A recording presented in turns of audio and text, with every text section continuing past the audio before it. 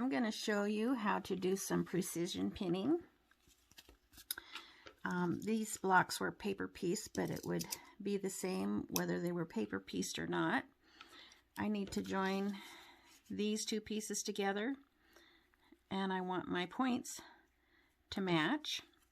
So on the back side of this piece, I'm going to go to this point right here, and I'm going to stick a pin straight through, and I want it to come out the other side.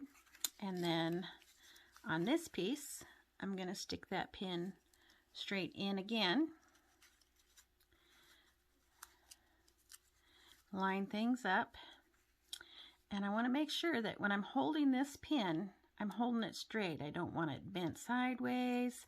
I don't want it bent forward or back. I want it to be just straight in and out, like so.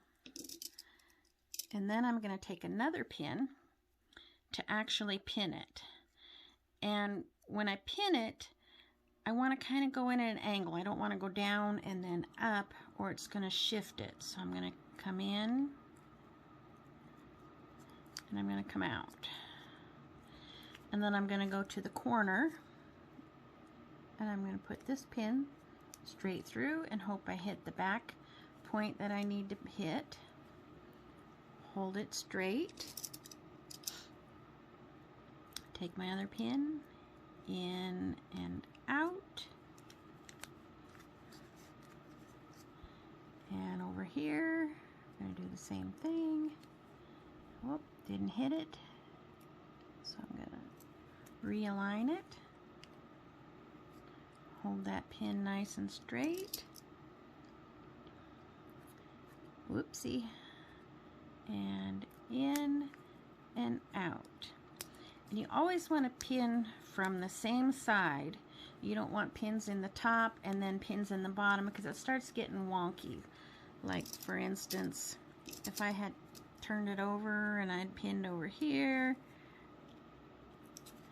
then see how it doesn't lay as nice. So you always want your pins from the same side. And then when you sew it, you want those pins to be on the top. If I sewed it from this side, it doesn't lay as nice on my machine. So I'm going to sew it on my line. If I didn't have paper, I would just sew an accurate 1/4 inch seam. So go over here.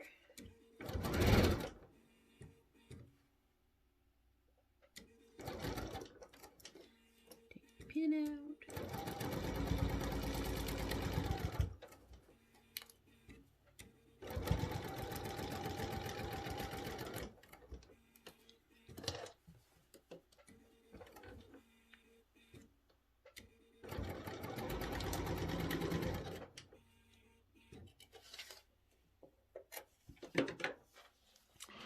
So this is the side that I sewed, and the back side's matched up nicely, and I'm going to check my seam, and my points match.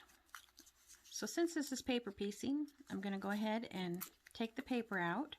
It's always better if you tear it out towards the open end, so that, because if you went here and you tore it this way, your chances of popping some stitches out are much greater.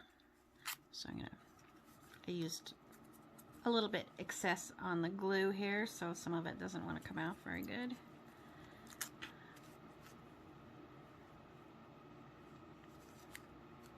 Good enough for now. Take it in the middle, pull that off, pull that off.